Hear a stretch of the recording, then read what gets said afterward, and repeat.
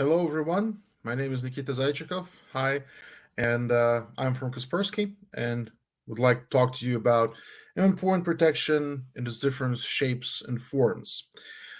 First of all, as a round of introduction, I work at product marketing and at Kaspersky, and my main area of focus is exactly EPP and EDR. Now, before we start, I would like to ask you to write in the questions just a plus sign or okay. If you can hear me, you can see the camera, and if you can see the slides as well, that would I would highly appreciate that.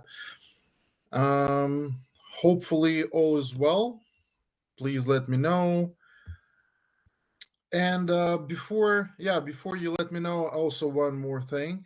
If you have any questions, you can put them in the questions tab, and I will answer them at the end of the presentation. So I would highly appreciate if you could just let me know.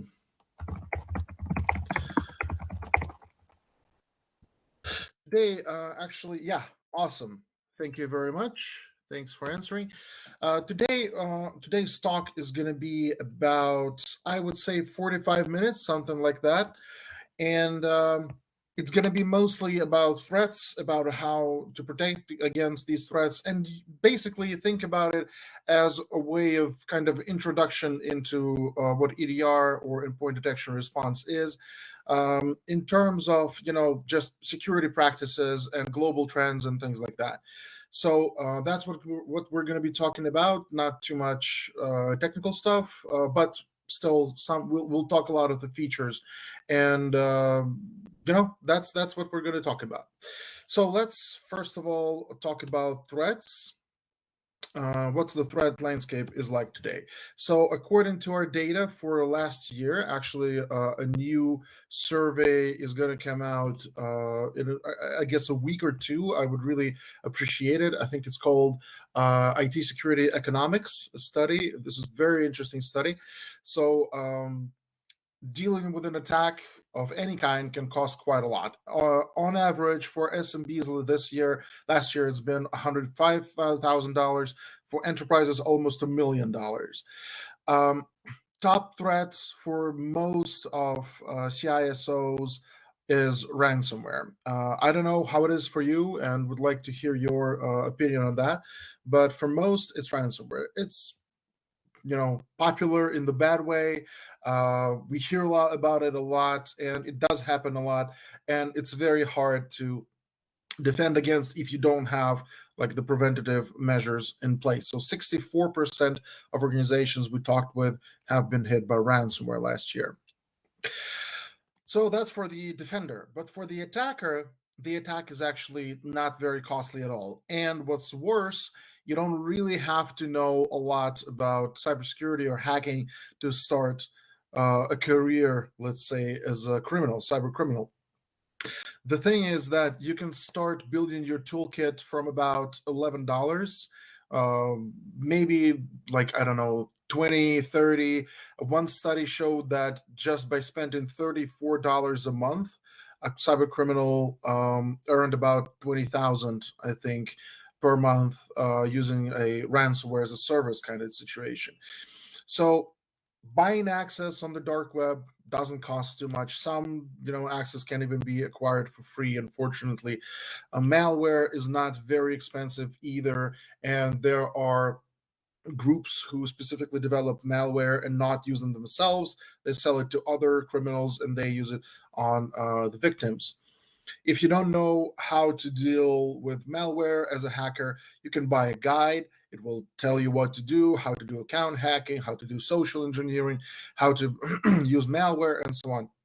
And even if you are just completely technically not up to the task, still people get into cyber criminal stuff because they can just buy a campaign. They basically can buy ransomware as a service, pay some people, and they're going to just perform the whole thing for them and just give them a share of the profits. So starting an attack is not a very expensive thing, and this is, for me personally, more palpable than when we say the amount of attacks like per day or new malware strains discovered per day. This is what it's about. It's how easy it is to start attacking. And that's exactly what people are doing. Cyber criminals are on the rise. Now, talking specifically about ransomware, I'm going to talk about ransomware quite a few times today because I believe that this is a topic that many people are interested in. There's a myth about ransomware that it's targeted towards higher level um, victims, organizations, companies. It's everything you hear in the news, right? But the point is, the real issue is that 81% of successful ransomware attacks were on SMEs and SMBs, so organizations with less than 1,000 employees, and 90% on organizations with less than $1 billion in revenue. Actually, this year, I believe there was an FBI report that mentioned that in 2023, SMBs are actually going to be the main target for ransomware attacks, not huge enterprises, not huge organizations. The average ransom, for a mid-market organization is more than $300,000. That's a lot of money for an organization this size. This is comparable, not maybe to the whole IT budget or IT security budget, but it's like it could be like half or a third of the whole IT security budget. This is a lot of money, and the smaller the business is, of course, the more tangible that is. And the average loss for the whole attack, which is different from ransomware, is 1.4 million. And this is where this 1.4 million goes into, because it's not enough to just pay the ransom, right? Because you can still have your data stolen, double extortion, right? You can still have a hole in your infrastructure. So you do have to update your infrastructure, and that means downtime, improving infrastructure costs, downtime from encryption, hiring maybe external consultants, training employees, buying new products, services, and so on. And there's just a whole bunch of money there, besides the things like lost businesses, penalties, raising insurance premiums, and so on and so forth. So this whole bucket is around $1.5 million. That's a lot of money. There's a lot of better ways to spend. Now, today, in order to understand what we're going to be talking about today, we have to have like the same terminology, right? And the terminology I'm proposing today is dividing threats into three different types. First is commodity threats, which is basically all the, Nigerian princes in the phishing, or all the attacks constantly barraging your perimeter or endpoints. These are the commodity threats. They're pretty simple, and just the hackers there hope that somebody in a million will open the email, or they're going to just find a host without any endpoint protection. So that's the chance they're working at. So against these attacks, automatic preventions and system hardening, basically prevention measures, work perfectly. You don't have to spend too much time on them because there's just so many of them, and most of them are pretty simple to avoid. Now, secondly, are evasive threats. This is where we start talking more about more complicated attacks. So the issue is that these evasive threats are basically ready-made scenarios you can buy, as we have seen, for like 20, 30, 100, $500 online on the dark web, which are very good at avoiding detection. For example, one of the most used techniques is living off the land, right? By using system tools, by using legitimate tools, for example, like PowerShell, PSExec, and stuff like that. They start using that, and automatic measures are suddenly not enough. They cannot either detect them very well, like the classic, like signature type stuff, or they cannot do anything with it because they're using legitimate tools. You can't just block PowerShell execution on every machine in your infrastructure, right? So there might be these cases where it can be used, or just forget to put in the policy. This happens as well. So against these threats, you have to perform, on one hand, more automation, more advanced detection. It's associated with machine learning detection. On the other hand, it's about giving the tools to the security officer. So the security officer in this situation is not just spreading endpoint distribution packages all around. They are actually working with the product and detecting the threats. And finally, the complex attacks. So these are the ones you hear or don't hear on the news. Um, and these are APT like attacks, so advanced persistent threats, targeted attacks, stuff like that. This is attacks which are very, very hard to detect. They can persist for multiple weeks or even months, or in some cases, even years in the infrastructure. And they're very, very hard to detect. So for these attacks, the most advanced tools are required. They're also usually multi-vector, so not just one vector of infection. Now, what do we have? So these are threats. What do we have in terms of endpoint protection in general as a community? First of all, of course, the endpoint protection platform. Basically, everybody has to have that. And honestly, I don't think I've ever met a business who don't have at least some kind of endpoint protection platform. This is very good against commodity threats, absolutely an essential part of corporate security. There's no going on without some sort of endpoint protection.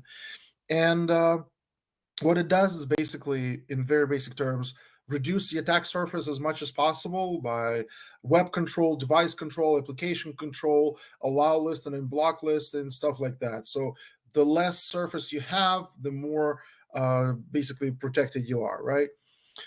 Also does automatic detection, prevention, and remediation. Prevention meaning that nothing happens.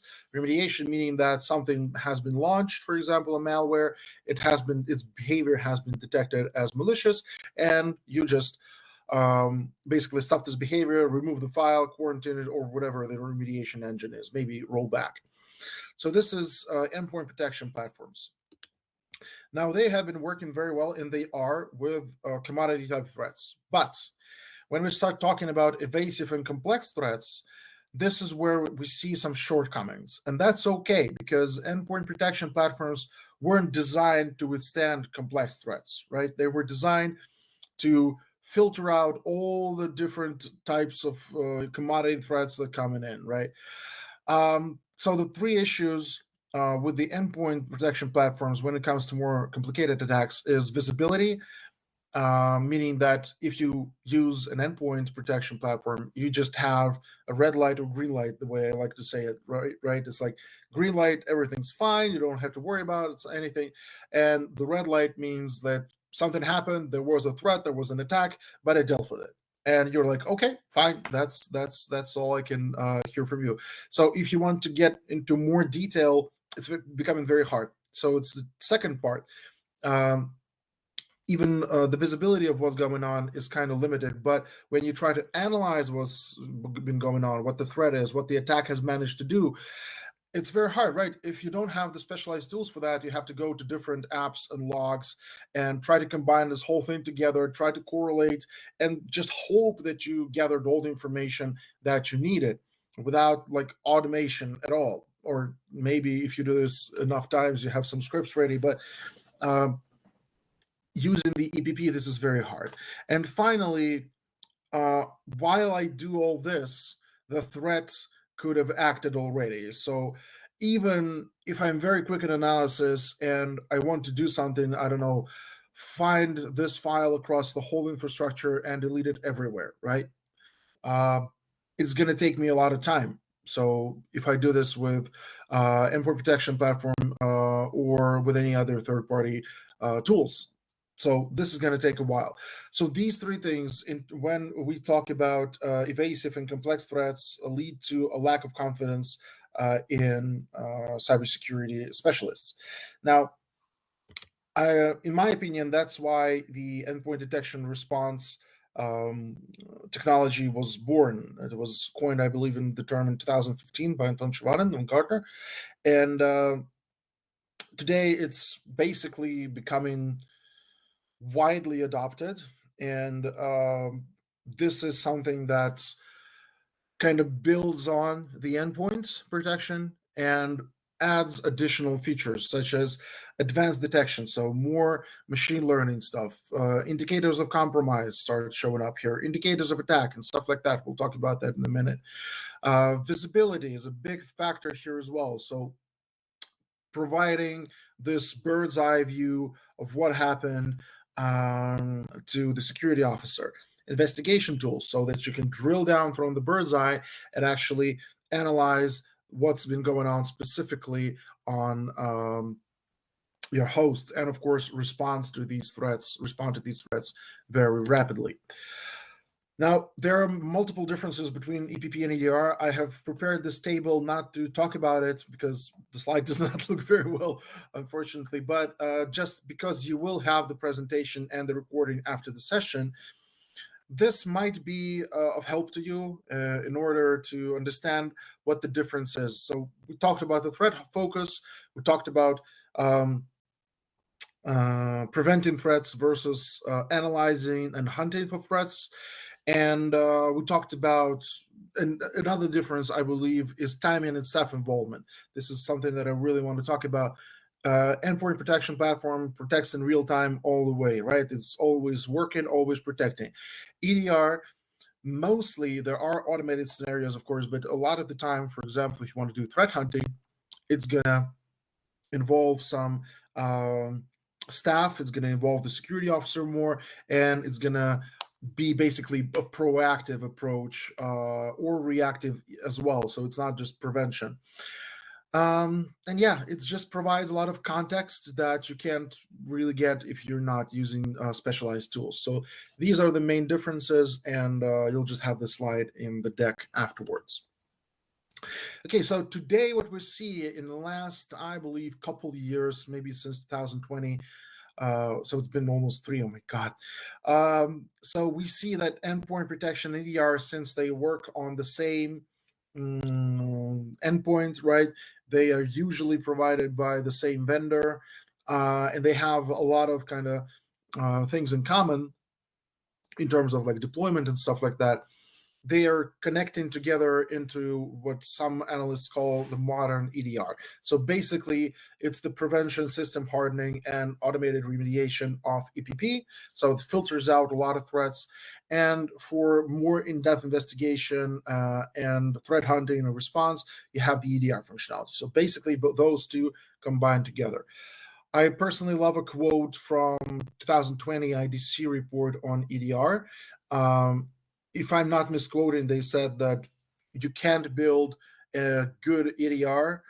It's not going to be used well if you don't have a very powerful endpoint protection platform, because you're just going to have to analyze hundreds of incidents. This is not something that any human can do, really. That's why we have the automatic measures. So building EDR is very important on top of a very good endpoint protection platform. So fusing them together for many vendors and many customers actually makes a lot of sense.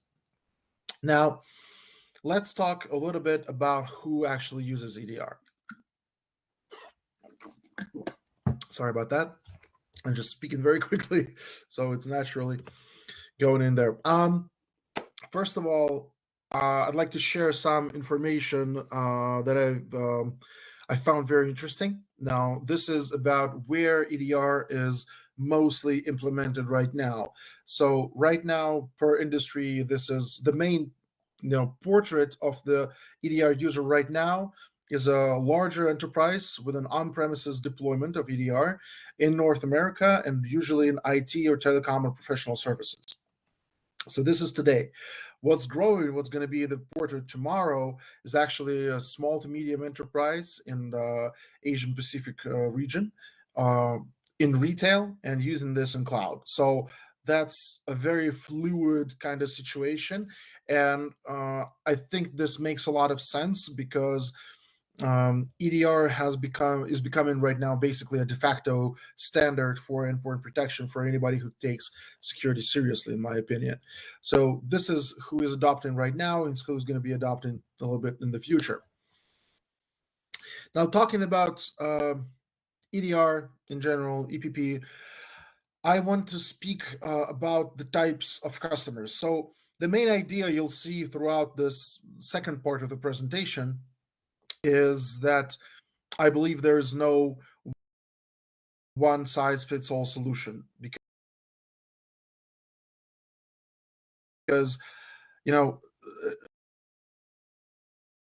as one sales rep I worked with said, if you want to find an out of the a perfect product that fits everybody. You have to find a business that fits everybody, and that's not the case. Every business is different, right? Every structure is different. So we will divide the organizations into three types classically, type A, B, and C, with A being a very technically aggressive and they see IT as a competitive advantage, B being your mainstream users who use IT for productivity, and C, IT is just an afterthought, and IT security even more so. But there's a lot of organizations in each of these types. So if you see yourself here, I'd be very happy to learn what you think about what I'm about to say next. So next is my view of the use case for EDR for these types of organizations and what requirements they have. Now, for type A organizations, so these very technically aggressive and progressive types of organizations, what they need is usually something to equip their experts. So if I am very versed in IT already, and if I use that for my competitive advantage, most likely I usually already have a cybersecurity team, right? So, and this cybersecurity team, they need right tools to find and respond and neutralize to complex threats. So they need threat hunting capability, a lot of customization usually, and incident management capability, meaning that they probably have a whole team and they want to be able to divide the tasks and divide incidents and so on. So this type of incident management is important as well. So a few of the features for the solution these types of organizations are looking for, I put in the solution box below, with the main being advanced detection, usually based on machine learning, MITRE attack mapping, of course, and I would say retrospective data analysis, meaning that gathering the telemetry from the endpoint. So the agent works on the endpoint, gathers all the information that it can that might help in hunting threats, and sends it to the central node, be it in the cloud or on premises or wherever, where the analysis is performed by the security officer. So I believe that this is one of the most important things here. Now, for type B organizations. So again, these are mainstream IT users. They absolutely have the budget for it. They have the stomach for it, and this is IT functions very important. These types of organizations. Now, what they need a lot of the time, as we see, is to start to develop their incident response processes.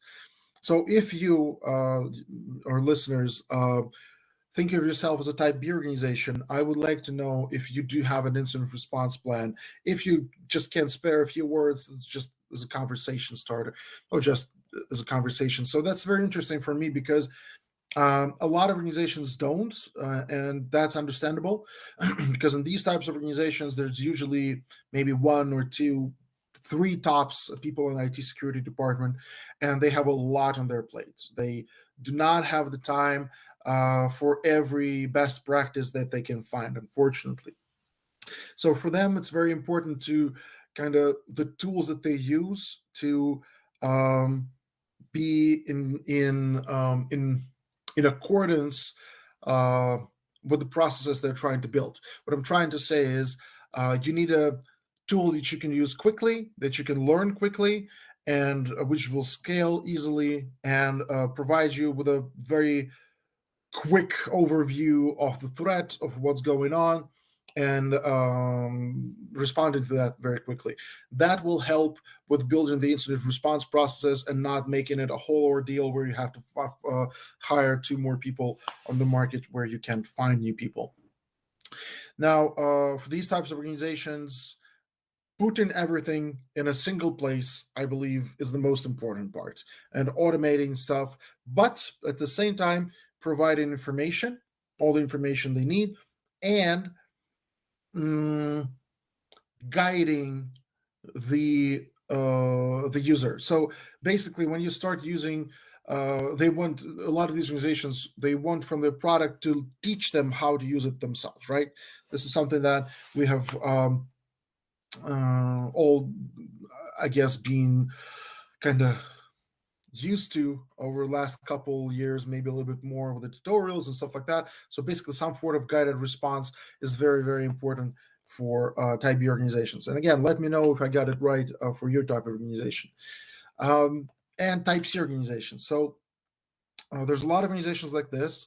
Their business is not that much dependent on IT function, I guess, but what they want is security to be automatic and just something to take a look in a little bit more detail occasionally. What I mean by this is what is this?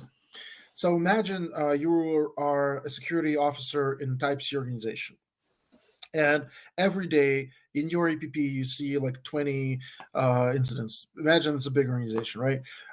You see those incidents, and sometimes you, I don't know, want to check if you're under a specific type of attack. You want visibility into that, or you have seen an incident, an alert from the endpoint that you believe is like it's kind of it's tickling your brain. You don't understand why, but you want to know more about this. It's something wrong with that, right? You This is what they need the EDR functionality for. Basically, it's mostly about endpoint protection, and that's absolutely understandable, and it's about just having a window into this these threats, these alerts, without paying too much for that, and with maximum automation. So basically, once in a week, I'm just pushing the buttons, looking through what's going on with the threats I believe are suspicious, and that's it for me. I just want to occasional use. So again, let me know what you think, if I got it right for the solutions for these types of organizations. And now, based on these requirements and solutions, based on how I personally view them, I tried to kind of explain the different types of EDR capabilities and different types of EDRs. And this is what I mean by different types of EDRs. As I mentioned before, seen as these organizations, type A, B, and C, have sometimes conflicting requirements. For example, expert level EDR, type A organizations, they need customization and incident response management and threat hunting, while type B and C organizations, they need just quick visibility and root cause analysis capabilities, right? And very easy to learn. That's what they need. So type B and C are kind of closer together here, but type B, of course, can go either way. Now, I believe that two types of EDR are required to cover the whole spectrum of organizations. We'll call them expert and essential. I don't know if you like the names, but it's what I got. So I think that a lot of people might agree with me here. So I think that it looks very cool when you have when you're a type C organization and you see a demo with like a big huge EDR with a kill chain and everything, and you're like, wow, this looks so awesome, and I'm never ever going to use that. This is going to just become shelfware because I do not have the time to pass a 12-hour training course and then start to learn using that, and every incident is going to take me like 4 hours, and I have a lot of work to do other than that. So using an incorrect type of EDR for an organization can just make it shelfware. It's not going to bring any value, and it's just going to become a burden and a waste of money, really. It's the same goes for type A organizations using essential EDRs, right? You want like strong threat hunting capability, you want incident management, you want customization, you want this indicators of attack and stuff like that. And if you use essential EDR, it's not going to give you that. So these are two very distinct requirement groups that I've seen in the market in the last couple of years. And I want to talk a little bit about these types of EDRs. So expert EDRs, they're things that are similar to both of them because they still work on the endpoint, right? They still share a lot of things. And the things they share are in the black bubbles below the word expert EDR.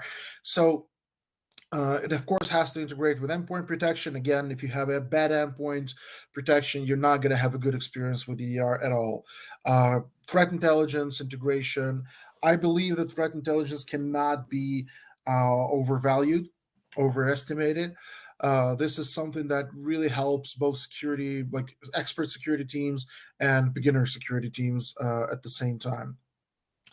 And of course, indicator of compromise scanning, but I guess I'll just talk about that in the next slide. Now, the things that are typic, typical specifically for expert level EDRs are, first of all, even more advanced detection. So it's not just about machine learning, it's about um, behavior detection based on techniques and procedures, constantly updated and used in the form of indicator of attack. Basically, this is kind of a list of things the attacker might do and how to attribute them and how to find out if these are just innocuous actions or combined together in like this weird chain.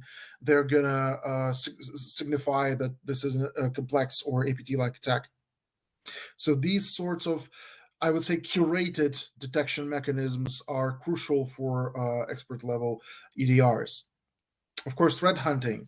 So basically, proactive searching for threats across your infrastructure. As we said, here what's important is gathering telemetry from multiple endpoints, maybe even using customized detection logic and searching through this whole mass of information, trying to find signs of an attack, a specific attack, or just generalized or whatever.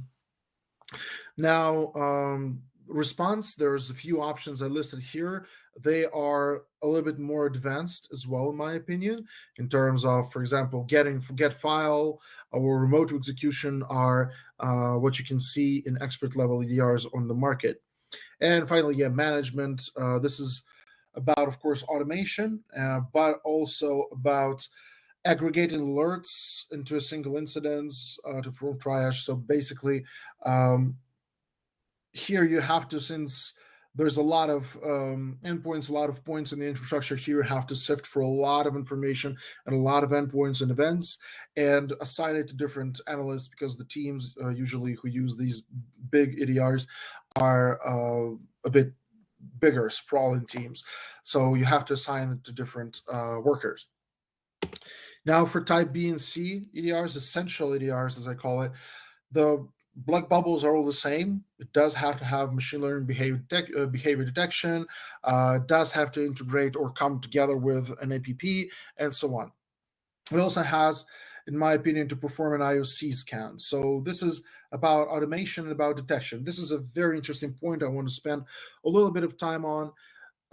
If many of you know what an IOC is and how it is used, I'm sorry for repeating myself, but it's just that I see that a lot of people don't really understand the use case for that, and that's fine. I just want to spend a couple minutes talking about that. So, an IOC, or an indicator of compromise, is basically this XML file or whatever format of file, which has a list of file hashes, web addresses, registry keys, or whatever associated with a specific type of attack.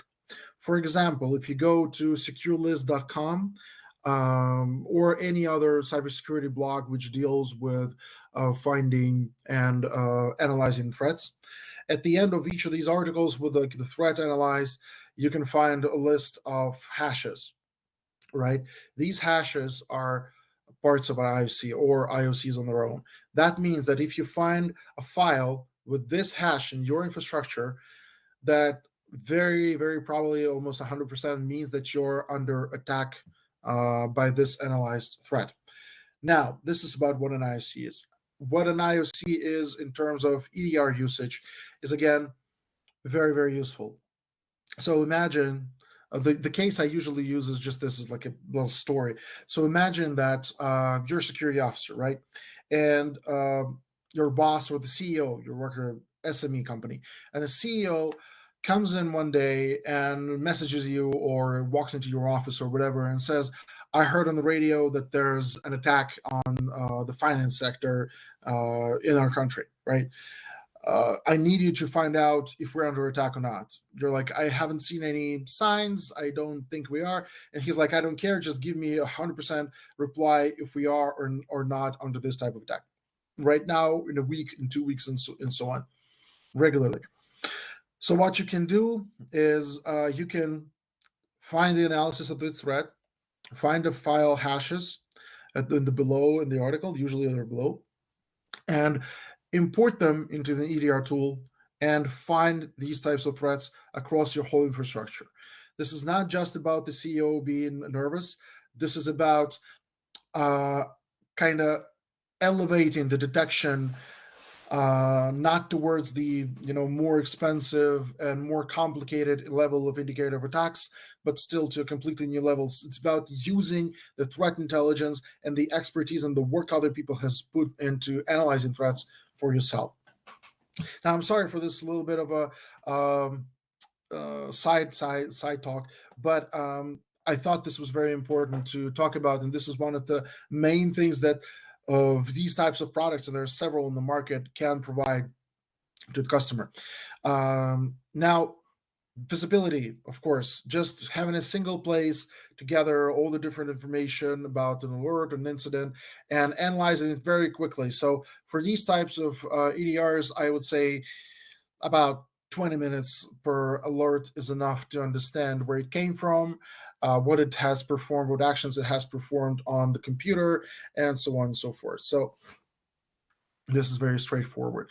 And of course, yeah, we talked about automation, about response guidance, about uh, scanning for IOCs, and about multiple response options. Just preferably just clicking and forgetting about it. I clicked on isolated, I clicked on unisolated the host, and that's deleted the file. That's everything these types of organizations need. Now, again, if you have questions, you put them in the question bar, but also there, if you'd like, I would really like to hear what are your thoughts about this type of separation between two EDRs, expert and essential. So, what kind of EDR would you use, or maybe you are using already? What kind of problems maybe you see with each of these, or benefits? I would just really like to hear your thoughts. I would like to this to be kind of two-sided. I would like to address a couple myths about EDR as well while we're at it. Just a minute. Now, the first myth is about EDR being this big, huge, hungry beast that you have to feed time and people and resources and money. Now, speaking about people first, so it is preferable if you have a dedicated person, or at least a person whose job is going to be part of whose job is going to be to work with the EDR. I believe that this is going to be a very beneficial for the organization. This doesn't mean that nobody else without like a security degree or a cybersecurity degree or whatever can't use it. Again, we just talked about different EDRs, so it can be used as a sort of learning opportunity. So yeah, you do have to have some people on it. It doesn't require active engagement, but it depends on what type of EDR you use. And it can be a learning opportunity for the whole company and for the security officer specifically. The other thing is about EDRs being these very complicated things. As I mentioned before, I believe that it's not the problem of product being complicated, it's the problem of fit.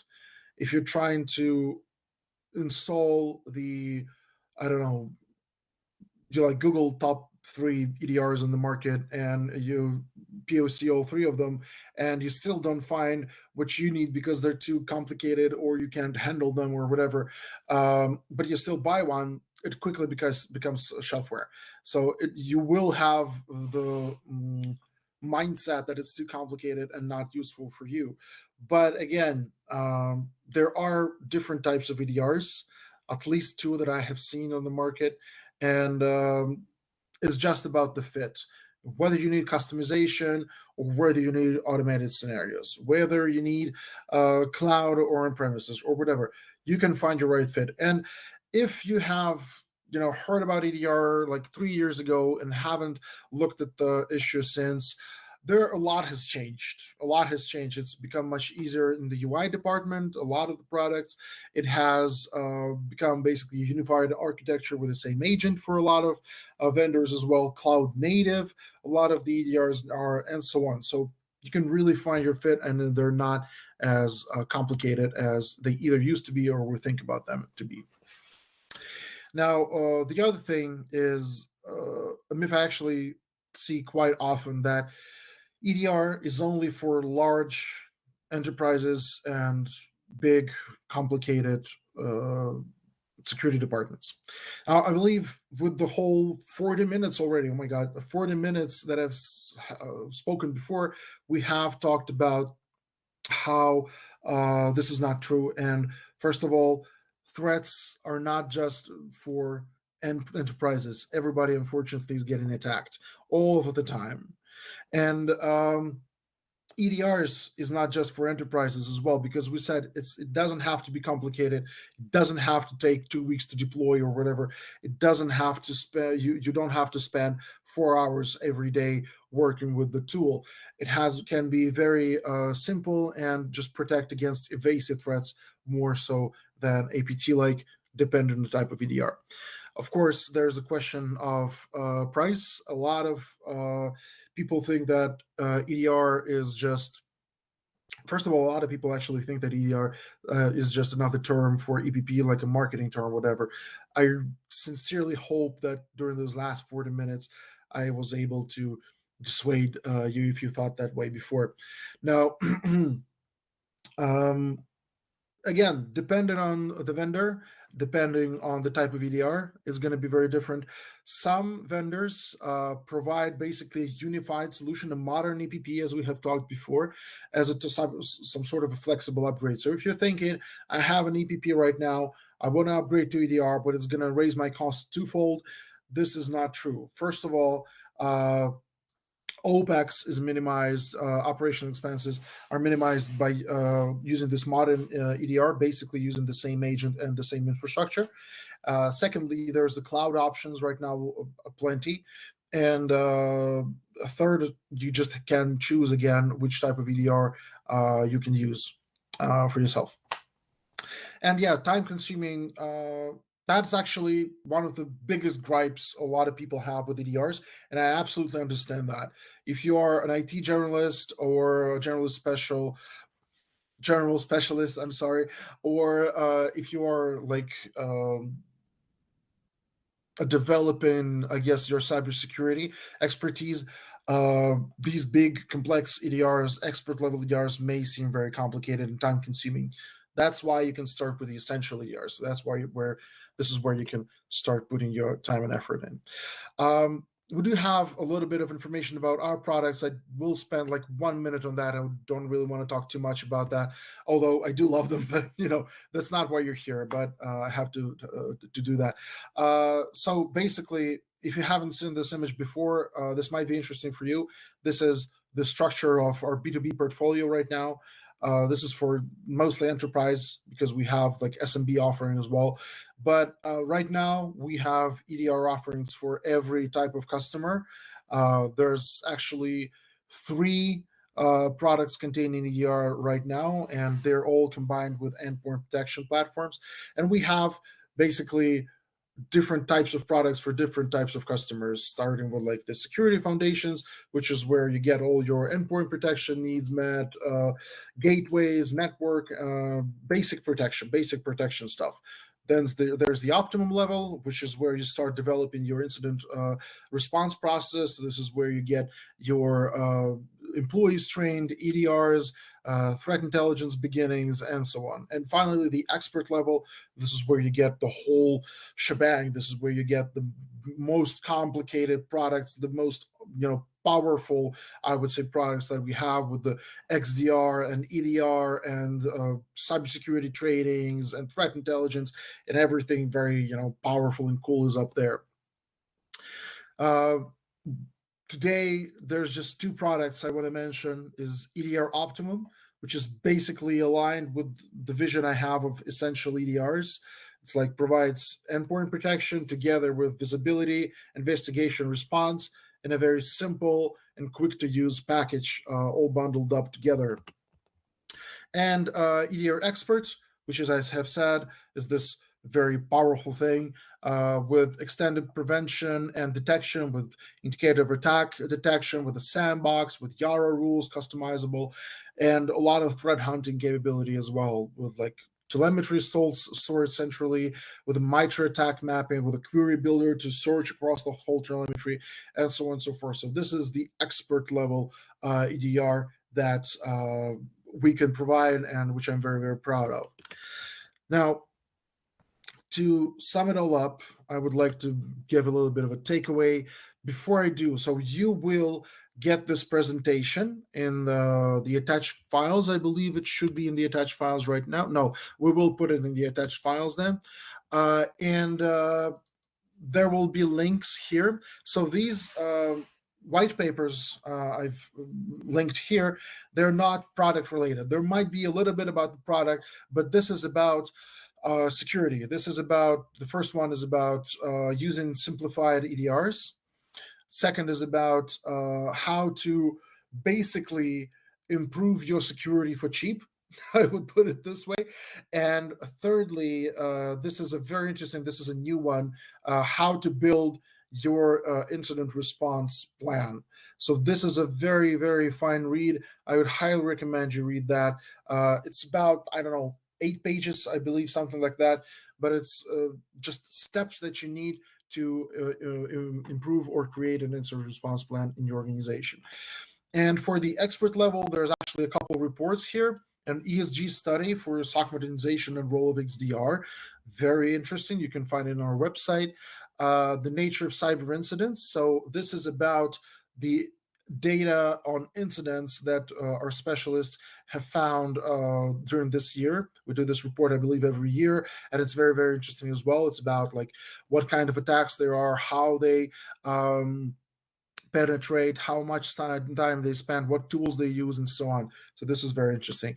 And targeted ransomware. So I think there's nothing to say here because you want to know about ransomware. At least I do. And yeah, I think this could be interesting for you. Now, the last thing I want to say is just to recap a few things we talked about today. It's mostly but I believe there are some questions, and I hope that we're going to continue this conversation. Now, first of all, EDR is basically becoming standard. Right now, it's the proverbial IT organization enterprise from the North America. In a year or two, it's going to be a retail in Asia Pacific region. Of course, that does not mean that Latin America or Europe or Middle East or Africa are excluded from that. In my experience, all across the world, EDRs are being sold and used. And that's just amazing, I believe, because this is a very good way to improve your endpoint protections. And basically, with the remote work right now, endpoint protection is a very, very high priority. Secondly is, endpoint protections are becoming unified. There's a bit of a mess, I believe, or just conversation, let's say, around the terminology. But modern EDR consists of EPP and EDR together. I believe that this is the way to go, and I believe that this is something that can help achieve the optimal protection for endpoints, again, especially with the remote work. And finally, the main idea I wanted to talk about today is that no EDR fits everybody. I think this is very important to believe, because if we think of EDR just one way, then that means that we cannot start using it for one reason or another, or we can believe that we're not cut out for this. We can't achieve our dreams, stuff like that. I believe that it's very important to remember that it's not that hard to start on this journey. And I believe it's just good practice to stay more secure. And that's, in the end, what I and what Kaspersky want for everybody, to stay more secure. So, okay. Questions. Thank you so much for listening. I've been 5 minutes over my limit. Please ask your questions if you have any others. Okay, modern EDR is modern EDR the future of the modern antivirus? Very good question, actually. Can I? Can I? Yeah. No, I thought I could publish those. So, very good question. Modern EDR, I believe, is the way that endpoint protection in general is moving. What I mean by that is, it's not another name for antivirus, right? It's not gonna completely remove the need for antivirus. Anti-malware engines are they will probably just get fused into EDR. For example, in the products that we offer, or in a lot of other vendors' products that I've seen, EPP is already built into the EDR, so the prevention mechanism works there already. So I believe it's the way for future development. I don't think that in the near future we're going to completely see the abolition of antivirus or endpoint protection, because a lot of organizations still need those.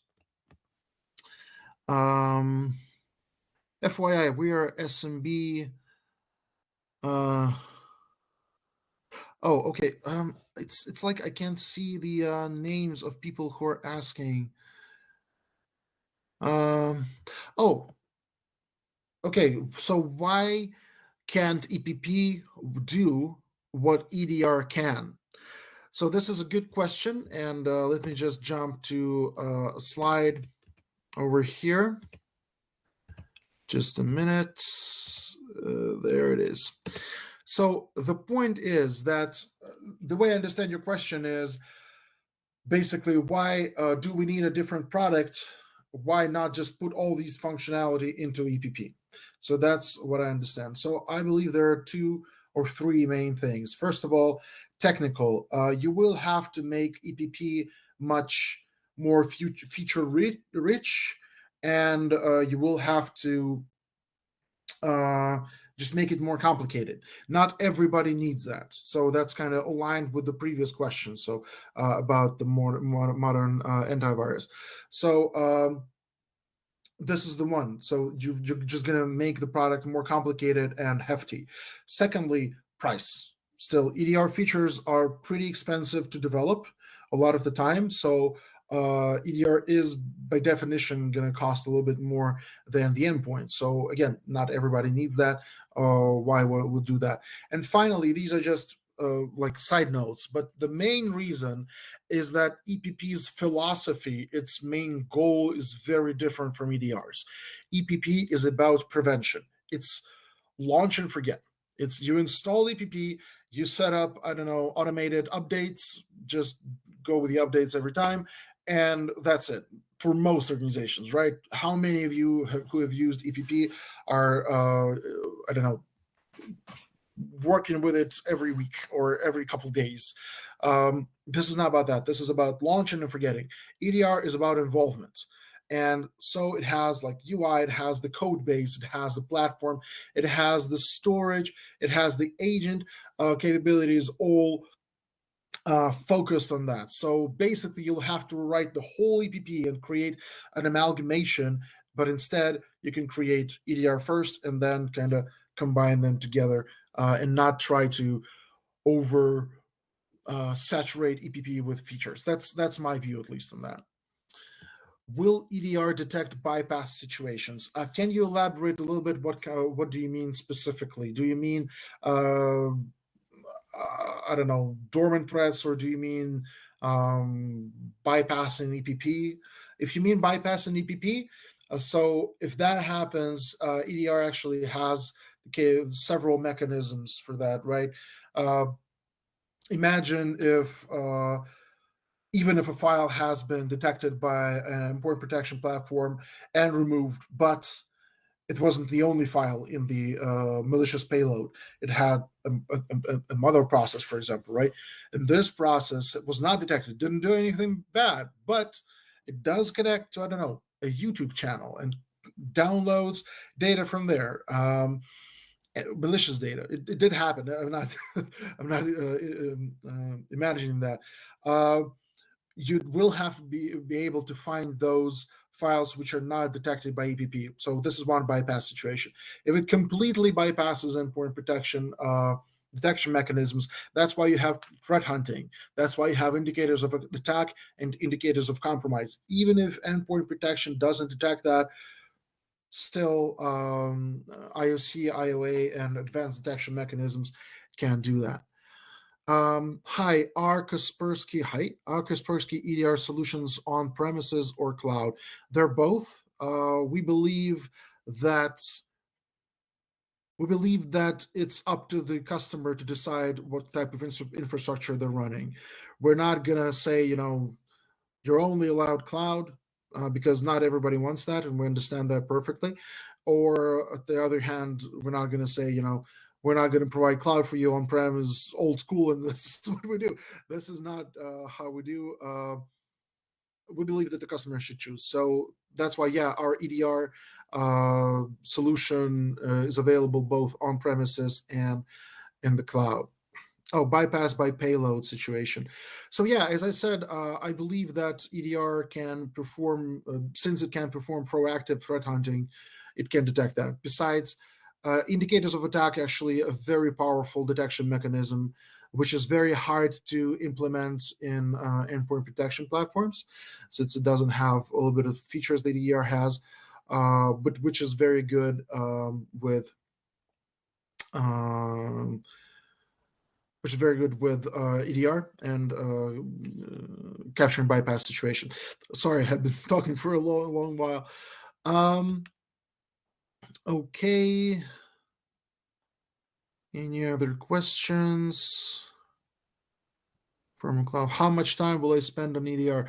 So yeah, good question. It depends, I guess, on the threats and the depth of analysis. In my experience with essential EDR, or what in our company it's EDR Optimum, it's usually about 20 minutes on average. It can be less, it can be more, around 20 minutes on average to quickly analyze what's going on, find what the threat has done, respond, and create an IOC, run a scan across the infrastructure. For more complicated threats, this is just very hard to predict, because if you want to analyze an incident that has been detected, it might be, I don't know, an hour, 30 minutes per incident, something like that. If you are talking about threat hunting, creating the threat hunting rule can take a little bit of time. But yeah, I guess it depends. Okay. Another question. This is a rather popular one. Can I just put EDR on like 20, 50 VIP hosts and forget about the others?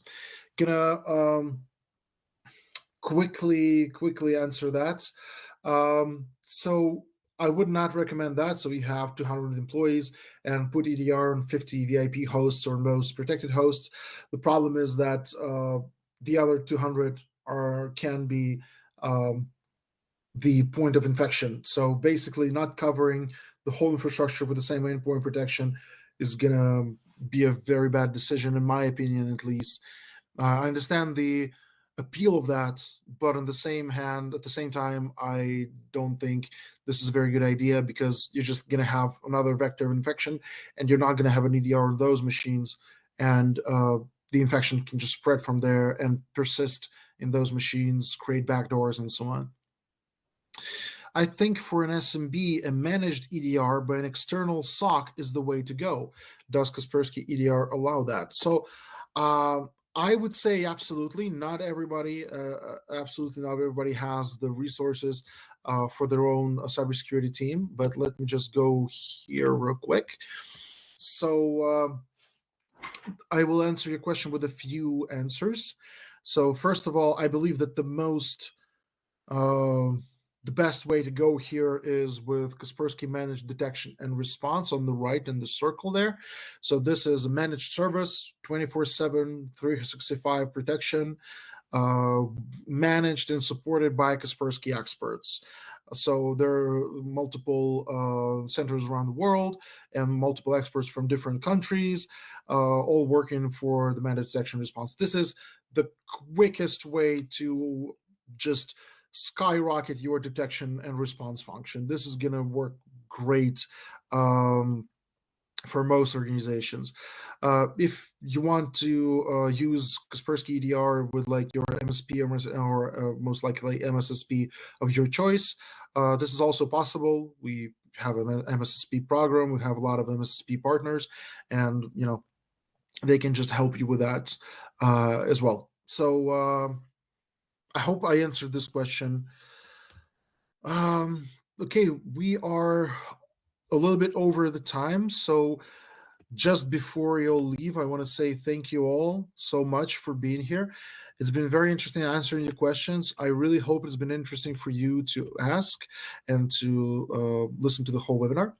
We will send you the presentation. The recording is going to be available. And please let us know how we did.